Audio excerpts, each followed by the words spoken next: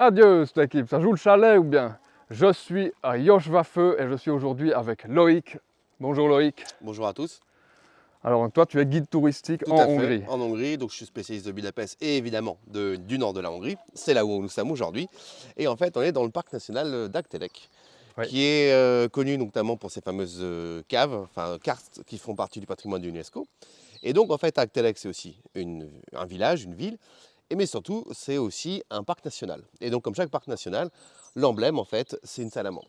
Et nous, on va aller, c'est juste là, à Tengersem, Oui. dans 300 mètres. Et donc, on va aller dans une perle cachée du Borchaude, comme Ouais. on les aime. Et voilà, donc on a une petite randonnée.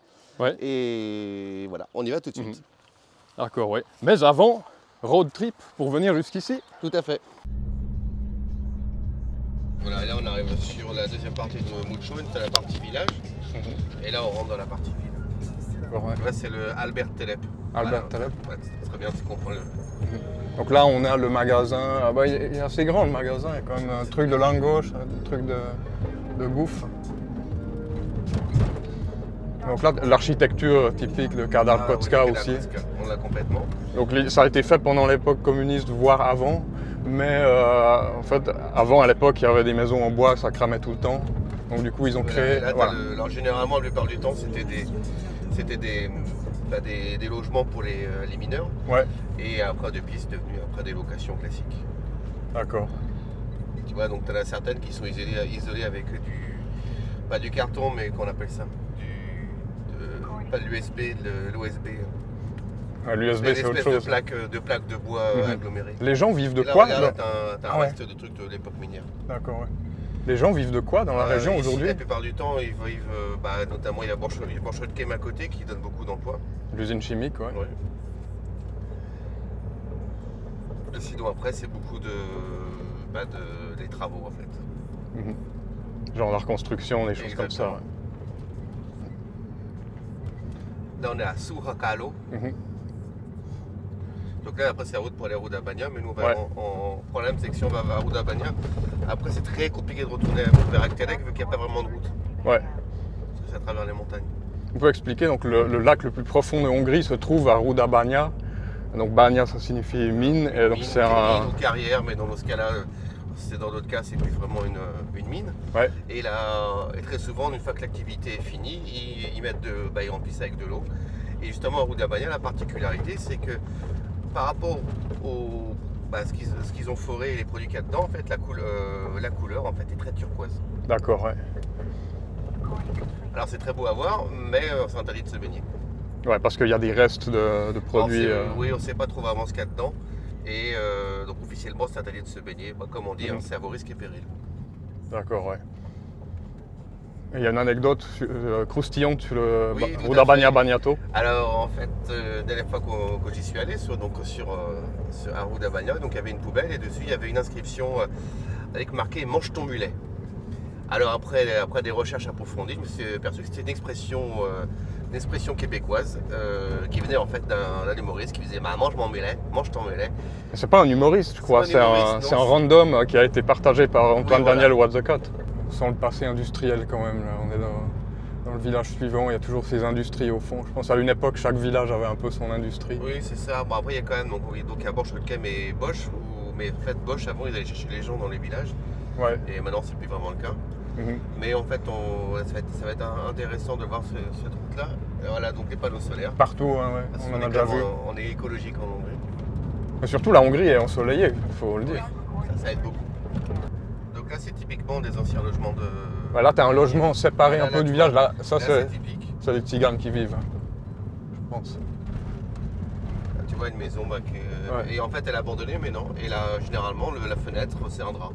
Là, on est entre deux massifs de collines, en fait. Là, oui, on se rapproche. C'est déjà c'est plus le Bug déjà. Et donc, c'est là, en fait, là où il y a un peu deux, je sais pas comment on dit, systèmes géologiques, deux zones, voilà, qui se rejoignent. C'est là que souvent il y a des grottes et des trucs comme ça. Tout à fait. Donc, Agtelek, c'est un énorme complexe de grottes. On en parlera un peu plus tard. Là, on a donc Felsche Nyarad, donc ton été du haut. Ouais, Felsche, en haut, Nyar l'été, Nyarad ton été. Ouais. Donc la ville principale c'est Miskolc, mais aussi Kazinsk, Bartšika à proximité. Enfin, la deuxième grosse ville du Borchod, c'est Ozd, mais en fait au fur et à mesure elle perd des habitants. Oui, Ozd c'est spécial. Hein. Est-ce qu'on peut dire que c'est le Creusot de... Oui, un petit peu. Et d'ailleurs, en fait, c'est dans un lieu magnifique, dans une belle vallée. Mais en fait, c'était surtout connu pour l'industrie métallurgique. En vrai, c'est une ville soviétique. Genre, ils ont fait une usine et puis ils ont construit la ville autour. Littéralement, l'usine, c'est le centre. Quoi. Oui, c'est un petit peu ça. Ouais. Sur Google Maps, en tout cas. Et je crois qu'ils ont quand même réussi à Ozd l'exploit où en fait, il y a énormément de tziganes, je ne sais pas combien de pourcents, mais un tiers de la ville, je crois. Et ils perdent quand même des habitants, malgré leur taux de natalité. Hélas, au-dessus de 2. Quoi. Et d'ailleurs, il y a aussi un bain thermal à Ozd. Ah oui. C'est le coin sympa, il y a un petit étang aussi pour faire de la pêche. Et en fait, il y a une colline et c'est un peu c'est le Beverly Hills de Ozd. C'est là en fait qu'il y a des superbes villas, il y a des grosses voitures. Et en fait, il y a le quartier riche de Ozd. Donc même dans les villes les plus pauvres, il y a un quartier riche. Tout à fait. Et pas qu'un peu. Ouais. C'est rarement des Dodge Viper, alors peut-être pas des Ferrari ou des Lamborghini, surtout sur les routes du Borchod, c'est pas très pertinent. Ouais. Mais il y a quand même ils sont plaisir. Je me faisais une réflexion, donc les villages où on va là, on s'éloigne quand même des villes, donc il y a quand même 30-40 km des fois jusqu'à la ville la plus proche dans certains endroits. Et donc je me suis laissé dire que l'essence est quand même un peu meilleur marché, mais c'est quand même un coût, je pense, pour les ménages dans ces villages. Et donc ce qui fait qu'il y a quand même quelques services. On a vu qu'il y a au moins un bistrot, au moins un magasin. Donc, tu nous as dit qu'ils pratiquent un peu leur prix, mais ils ont un peu une clientèle qui y va malgré tout, parce que je pense... qu'ils n'ont pas trop le choix, c'est vrai. Après, il y a aussi le coût de la voiture. L'essence, c'est vrai, mais déjà ne serait-ce que le coût de la voiture. Ouais. Et soit ils vont dans le village voisin, soit ils vont dans les transports, mais même là... Il y a des bus, c'est vrai, il y a des bus partout en Hongrie. Alors en fait, c'est vrai, c'est un peu un héritage du communisme, il y a toujours des transports qui sont extrêmement développés. Ouais. Et donc il y a des bus après, alors ici je suis pas sûr, mais il y a au moins un bus pas par heure. Bon là on est sur la ligne de Haktelek, je l'ai pris une fois ce bus. Voilà, on parle du loup. Oui, on est au milieu de nulle part et il y a un arrêt de bus, je ne sais pas pourquoi, pour aller là en haut, pour aller chercher des champignons quoi. Ouais. Et là, voilà un bus. Qui va à Kazinsk. Et les horaires sont centralisés quoi, vous avez en fait, Google Maps. C'est sur menetrain.hu et on peut voir, oui, mais il y a plusieurs moyens de le voir, mais et généralement c'est relativement assez fidèle. Ouais. Pour les gens qui ne sont pas trop voitures, je recommande la Hongrie plus que la Roumanie, par exemple. Oui, c'est vrai. Il y a quand même beaucoup de transports. D'ailleurs, c'est parfois un choc, même en venant de la région parisienne, on est à Vitry, on a des transports partout. Et là, c'est pas le cas. Et alors là, la route change de couleur, dis donc. Oui, la route change de couleur. Là, je ne sais pas exactement ce qui s'est passé. Alors on arrive devant une ferme là, donc les fermes sont tip-top ici, hein, donc il y a des aides de l'État et ils doivent se mettre aux normes européennes. Donc les fermes sont en général en très bon état, ils ont tout fait les toits.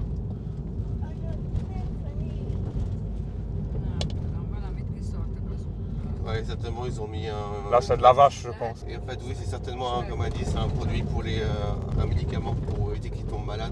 Ah oui, parce que les vaches traversent des deux côtés, oui. D'accord. Et en fait, oui, voilà, et donc on va, c'est de la... Ça, généralement, ça c'est du bovin. Enfin, c'est bon, qu'on utilise, qu'on élève pour la viande. Ouais. Ragaï. Si tu veux, j'ai entendu parler de cette ville, parce qu'il y a beaucoup de maisons qui sont à vendre. Cette ville ? Oui.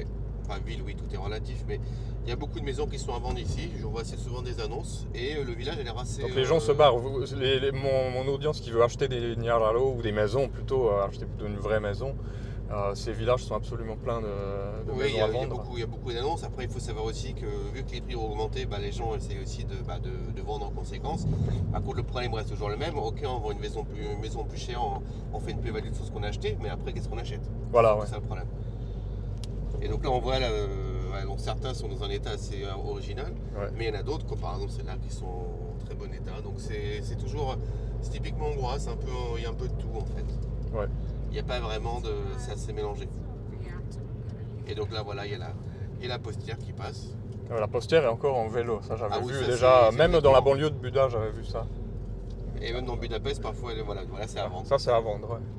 Ou acheter je ne sais pas exactement ce que c'est. Un immeuble. Oula, il y a les militaires, hein, on va cacher. Oui, enfin militaires. Et c'est plus un tueur de bouteilles de vin en plastique. Non, les motifs camouflage, ça peut être les chasseurs, ça peut être des agriculteurs, simplement. Il y en a, ils s'habillent que comme ça. Il y a des tenues, dans la campagne ici, il y a des tenues Oui, en fait, ça va bien dans la forêt, on va dire simplement, c'est pour ça. qui ne sont pas très libérales libertaires. Là, il y a Imola, c'est connu pour son Grand Prix de Formule 1. Ouais. C'est aussi un prénom, Imola. Oui, je crois. Voilà, après, ça n'a rien à voir avec le romain Imola, Jésus sur la croix. Non, pas ma connaissance, en tout cas. Toujours les nids de cigognes aussi. Vous avez des webcams directement là-dessus, vous pouvez voir sur certains sites. Et là, tu me dis qu'on se rapproche vraiment de la frontière slovaque. Et en fait, les grottes d'Aktelek, c'est la frontière slovaque. Donc d'ailleurs, la plus grande partie des grottes d'Aktelek est côté slovaque. Ouais. D'ailleurs, on peut passer en dessous ou traverser la frontière avec. Bon, enfin, il y a plus simple quand même. Ouais. Pour faire de la contrebande. C'est relativement assez en bon état cette ville-là. Ouais, c'est tout peint en blanc. En fait, c'est des vieilles maisons, ça, celles avec des fenêtres un peu étroites, c'est le vieux style de maison. Ouais. Et donc là, on est temps pour aller pêcher. Oui, tous les villages hongrois qui sont dans des fonds de vallée ont, si c'est possible de le faire, ils ont un étang de pêche. Ouais. Ouais. Donc beaucoup de poissons d'eau douce ici, évidemment. Il faut aimer les carpes et les poissons-chats, c'est pas trop les poissons qu'on mange en Suisse, je sais pas en France. On va dire par rapport à la Suisse, on peut comparer avec la perche. La perche aussi, ça se mange. Ouais, après, le cendre, alors ils mangent du cendre ici. Oui, aussi le cendre de brochet. Donc là, c'est Aktelek, le village où il y a les grottes à visiter. Et qui est vraiment le bout, parce qu'après... Après, c'est la Slovaquie, ou comme certains disent, le Felvidek. C'est ça, la Haute-Hongrie. C'est relativement peuplé de Hongrois aussi de l'autre côté, je pense. Là, c'est la route pour aller Domica. Ouais. Et nous, on va à Józsefő. Donc, en fait, c'est par là la grotte. Et nous, on va continuer vers Józsefő. Nous, on va pas montrer les grottes, on va montrer des trucs plus hors des sentiers battus. Tout à fait. À Józsefő, il y a aussi l'entrée des grottes. C'est un énorme complexe souterrain. Il y a aussi une cascade qui est assez connue. On va passer à côté. Est-ce qu'il y a le truc, comme par exemple en Suisse, on peut illuminer une grotte et puis faire une raclette dedans? Est-ce qu'à Aktelek, on peut aussi, je sais pas, faire des goulash, des trucs? Non, mais on peut trouver ce genre de configuration. Dans le Tokaï, en fait, souvent dans les caves, ils aménagent une cave pour faire un espace de dégustation où en fait on peut manger aussi en même temps. Ah, et toi, tu m'as dit autour des villages, genre sur les collines. Là, je sais pas s'il y en a sur les collines qu'on voit derrière, mais souvent il y a des caves à vin ou n'importe des caves qui sont un peu en demi-sous-sol, pour stocker justement du vin ou de la viande. Ou faire simplement une réception. Et voilà, là on tourne parce que juste derrière, c'est déjà Slovaquie. Ouais, mais on sent que géologiquement il y a un truc là, c'est pelé, Faut venir en automne. Moi je suis venu en automne une fois et c'est de toute beauté, quoi. C'est rouge, vert, les arbres là, jaune. Et les pierres apparentes, c'est quelque chose que c'est rare en Hongrie finalement. Oui, et encore plus dans quelques 20-30 km d'ici, c'est très différent. Ouais. On voit que la structure géologique est pas la même. On peut préciser, Loïc, que tu as une famille, une femme et 2 enfants. Oui, de toute façon c'est dur à cacher. Voilà, oui. Donc ça ici, voilà, ils sont avec nous derrière. Donc là, où est-ce qu'on est? C'est magnifique ce lac. Donc on est à l'étang de Józsefő, qui en fait,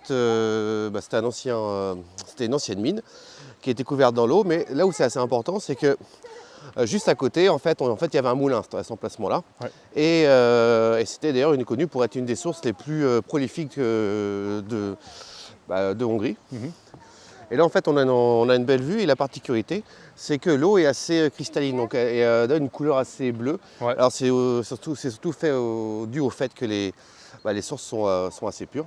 Alors on voit dans l'image que je rajoute en plus, là, de près, que l'eau est vraiment très cristalline aujourd'hui, c'est le cas de le dire, elle est absolument transparente. Complètement, et donc c'est aussi idéal pour faire en fait, il y a tout un écosystème, donc il y a aussi pas mal d'espèces protégées. Et en fait, on voit ici, il y a en fait un espèce de mini barrage qui a été fait pour pouvoir écouler l'eau. D'accord, mais ça, ils utilisaient comme étang de pêche ou comme réservoir d'eau? Tout simplement, en fait, c'était fait d'ailleurs dans le XXe siècle. Donc, avant, il y avait le moulin qu'on voit tout au fond. Là, je ne sais pas si on le voit bien, mais on va passer loin après. Et en fait, l'eau s'est coulée à travers ça. Et en fait, ensuite la mine a été complètement, comme très souvent dans la région, les anciennes mines, on les recouvre d'eau et c'est ce qu'on appelle les bagnatos en fait, donc un étang de Donc là, c'est très minier. profond en fait. Oui, ça peut être très profond, c'est Ouais. la grande particularité. Ouais. Et donc ça fait tout un petit réseau de cascades en fait, parce que l'eau s'écoule après directement par là. D'accord, ouais. Alors en fait, ce qui est assez particulier, donc déjà l'axe, donc on dit Terengalsem, qui voudra dire l'œil de la mer. Normalement, en hongrois, ça désigne tout ce qui est type d'étang, je dirais, de lac qui vient d'un glacier. Parce que littéralement, Tengersem, c'est l'œil de la mer. C'est l'œil de la mer. Mais au niveau géologique, c'est plus un lac qui a été formé grâce à un glacier. Alors, c'est pas du tout le cas ici. Et en fait, donc, il y avait l'ancien moulin. Et ce qui est assez intéressant, c'est que cet endroit-là était aussi une centrale hydroélectrique. Ouais. D'ailleurs, on voit encore certaines valves en fait, qui sont juste là, sur le côté. Et en fait, mais vous allez dire, mais pourquoi une centrale hydroélectrique ici? Tout simplement, c'était pour éclairer le réseau des grottes. À l'époque, il n'y avait pas l'accès à l'électricité est beaucoup plus compliqué. Et en fait, on utilisait ce système-là. Ouais. Et ici, ce qu'on voit derrière, c'est un bâtiment administratif qui est utilisé notamment pour cette activité. Ouais. Et là, donc, en fait, on voit bien, donc c'est la cascade, la fameuse cascade. Et après, l'eau va s'écouler dans la rivière. D'accord. Alors, en fait, l'endroit s'appelle l'étang de Józsva. Et Józsva, c'est vrai que ça ne fait pas très hongrois. En effet, c'est un nom qui est d'origine slave. Et en fait, ça veut dire un bordeaux entouré de aulnes, du bois le aulne, pas comme Francis Aulne. Une rive entourée de... Voilà, de aulnes.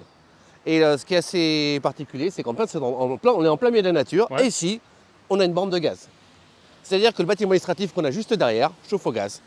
Et voilà, c'est assez étonnant de c'est voir censé ça. être une centrale hydroélectrique. Exactement. Mais quand ils avaient froid, ils se chauffaient C'est génial. Et oui, à l'époque, il n'y avait pas de réacteur électrique, certainement. Voilà. Donc là, en fait, on arrive vers le moulin. Donc là, c'est plutôt l'entrée la source d'eau. Et en fait, le moulin était placé juste au-dessus. Donc là, en fait, on voit les petites cascades qui sont formées par l'écoulement d'eau.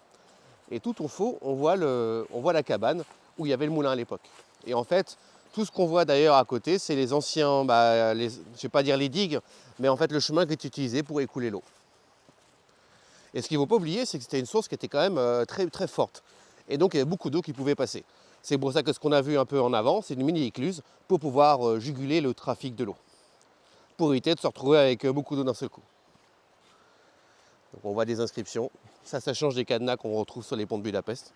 Et donc, en quelque sorte, c'est saisonnier, quoi. Il y a peut-être des saisons où il y a plus d'eau, il y a des crues, mais également le réservoir, c'est aussi pour avoir de l'eau pendant des saisons qui peuvent être quand même très sèches en Hongrie. On est quand même dans une région, dans cet endroit-là, il y a quand même pas mal de végétation, beaucoup d'accès à l'eau. Mais oui, tout simplement, il y a toujours ce besoin de pouvoir réguler la flux. Ce qu'on voit sur le côté, c'est vraiment l'arrivée de la source. D'accord, ouais. Et d'ailleurs, l'accès est un petit peu bloqué en ce moment pour justement, car c'est le printemps et c'est la période de production. Ah, donc il y a des poissons qui se reproduisent peut-être poissons, éventuellement dans la source. Alors il y a les poissons, mais c'est surtout tout ce qui est animaux et en particulier donc la salamandre qui est l'emblème de ce parc national. C'est vrai qu'il y en a partout, dans les forêts du Matra, il y en a aussi. Il y en a un peu partout. Et ça aussi, ça concerne évidemment aussi les oiseaux. Ouais. Donc si vous voyez une salamandre, ne la touchez pas, hein, c'est venimeux. Oui. Hein, voilà. Et juste ce qui est dommage, c'est que tout à l'heure qu'on est passé, on a loupé à la caméra, mais il y avait un martin pêcheur qui est parti. Et en fait, c'est tout petit, mais ça a des couleurs magnifiques. Voilà, donc Martin, si tu nous vois, j'espère que tu as bien pêché. Et donc ici, on voit l'ancien moulin, donc le bâtiment qui servait de moulin. Et en fait, c'était ici que le flux d'eau était généré. Donc il ne reste plus qu'une petite écluse. Et depuis, ce bâtiment d'ailleurs est abandonné, mais je pense que ça se voit assez bien, pas besoin de l'expliquer. Mais ce qui est quand même assez intéressant, c'est de voir tous les chemins qui ont été creusés, justement pour pouvoir fermer cet étang si particulier. Ouais, et donc le moulin, on peut imaginer qu'il y avait une scie ou quelque chose comme ça. Oui, voilà, ou une grande roue en fait, et qui permettait donc de faire de l'énergie. Faire de l'énergie.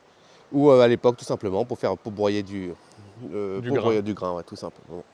Donc toi Loïc, à la base tu proposes des visites guidées surtout à Budapest. Tout à fait. Mais en fait, tu proposes aussi le Borchod. Exactement, Voilà. en fait ce qu'il faut savoir c'est que l'offre touristique en Hongrie est concentrée quand même particulièrement à Budapest. Mais il y a quand même certaines demandes où on veut voir vraiment je ne vais pas dire la Hongrie profonde, mais En fait, c'est un pays qui n'est pas extrêmement urbanisé à la campagne, et ce qui laisse aussi la possibilité de voir vraiment pas mal de choses assez préservées. Voilà, par exemple, les vignobles de Tokai, le nom est connu quand même en Europe de l'Ouest. Oui. Ce sont les vignobles qui sont dans la région du Borcho d'Abaouiz-en-Plaine. Et je crois que tu es un des seuls, si ce n'est le seul guide francophone à proposer cette région. Oui. C'est un patrimoine pourtant qui vaut le détour. En fait, surtout, c'est une région viticole qui est vraiment unique au monde. C'est suite en fait, aux conditions météorologiques qu'on trouve notamment en septembre. On a des matins qui sont très humides et on a aussi beaucoup de chaleur encore. Et en fait, c'est comme ça qu'on arrive à faire le fameux Tokayasu, le vin des rois, le roi des vins, j'allais dire. Qui était d'ailleurs souvent consommé par Louis XV, dit le fornicateur. Et la particularité, en fait, c'est que c'était racheté par un grand groupe français, un groupe d'assurance. Et d'ailleurs, c'est ce groupe-là qui a fait interdire l'appellation Tokay qui existait en Alsace.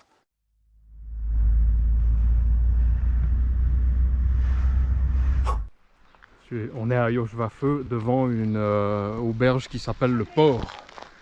Pas le cochon, hein, le port en bateau. Donc voilà, vous pouvez aller en barque. Et, je pense que les Joschwaffeuiens peuvent être fiers de leur village. Je pense qu'ils ont une belle vie ici.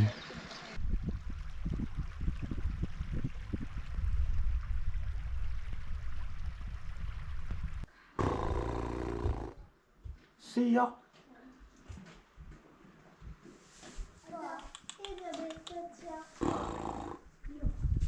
Alors, donc en fait, ici, on est dans un élevage de chevaux Hutsul, qui est vraiment une race particulièrement à part. C'est une race qui vient de Transylvanie. Et en fait, ce qu'il faut savoir, c'est qu'il y a quasiment plus que cet élevage-là en Hongrie. Alors en fait, l'élevage était enrichi avec des chevaux qui viennent aussi d'autres pays, qu'on peut trouver aussi en Pologne, en Slovaquie, en Tchéquie et bien sûr en Roumanie. Et la particularité en fait de ce cheval, c'est qu'il est particulièrement doué dans tout ce qui est chemin dans les sentiers de montagne, tout ce qui est chemin escarpé. Donc c'est un cheval en fait qui est assez particulier vu qu'il n'est pas très grand. Il fait à peu près, donc on peut dire à peu près 1m60. Et en fait il a une croupe assez large. Donc c'est ni un poney ni un cheval. Mais en fait c'est un cheval qui est très résistant et aussi qui est très bon pour le travail. Et donc c'est une race qui est, donc en fait ici c'est une des seules fermes en fait. Il y a aussi un élevage d'Avesprime, mais celui-là est particulièrement fourni. Il y a à peu près 200 chevaux comme ça. Et donc la possibilité aussi de faire des tours en calèche avec. Donc malheureusement on ne peut pas voir tout leur corps, ils ne sont pas complètement dehors. Mais voilà, c'est un élevage assez typique et qu'on trouve seulement dans cette région-là. Donc à Joschwa, chez les Joschwaffeuiens, comme dit très bien notre ami Lucien. Et aussi c'est l'occasion aussi de voir le corps de ferme. Et alors certes, c'est quand même assez modernisé, mais on retrouve certains détails typiques qu'on peut trouver dans les Skansen, notamment dans les espèces de musées en plein air, où on peut voir comment vivaient les gens à l'époque. D'ailleurs voilà, et je pense que le cheval est d'accord avec moi, n'est-ce pas Hutsul? Et donc le nom aussi Hutsul fait référence à un peuple qui est de Transylvanie aussi. D'Ukraine, il me semble, des Carpates ukrainiennes. Alors, c'est pas, oui, alors je dis Transylvanie, mais les frontières ont énormément bougé dans ce coin-là du monde. On va être plus précis, on va dire les Carpates, comme ça tout le monde est content. Oui. Et donc en fait, c'est pour ça qu'ici on fait souvent donc dans cette ferme-là, ils font évidemment plusieurs animations avec ces chevaux-là. Et alors malheureusement pas aujourd'hui, mais ils font aussi des tours en fait dans les sentiers de montagne à côté. Alors on est hors saison là. On n'est pas hors saison, mais en fait, il faut réserver un petit peu à l'avance. Et comme très souvent, en fait, il n'y a pas de site internet. Le seul détail que j'ai trouvé auparavant, en faisant des recherches, c'était sur le site du Parc national d'Agtelec. Mais on a eu la chance de pouvoir les voir et d'y accéder. Donc évidemment, on ne va pas les leur caresser. On ne sait pas trop comment ils réagiront, même s'ils ont l'air très, très adorables. Mais voilà, au moins, on a la chance de pouvoir les voir. C'est vrai que ça ressemble beaucoup à des corps de ferme d'Espagne, d'Alsace, voire de Suisse. Et donc là, on a les cochis, les charrettes. Donc vous savez, quand vous dites « on a loupé le coche », rater le coche, en quelque sorte, c'est rater la charrette, rater la diligence, rater le bus à l'époque. Sauf que le cochi, voilà, c'est la charrette qui était fabriquée dans la ville de Kocs, en Hongrie. Donc c'est un des rares mots hongrois qui est présent dans notre vocabulaire français. Voilà, rater le coche, c'était une diligence en quelque sorte. dombok rejtenek csodát, Borsod földje büszke társa múltunknak és 100 csatát. Füstös gyárak, bányák mélye, szívekben mégis remény, Délcegen áll minden égre, Kazinc, Miskolc, s a vidéki fény. Tűzben edzett nép vagyunk, vérünk kovácsolt erőt. Borsod a sorsod, ha vagyunk, hát emeld magasra a mezőt.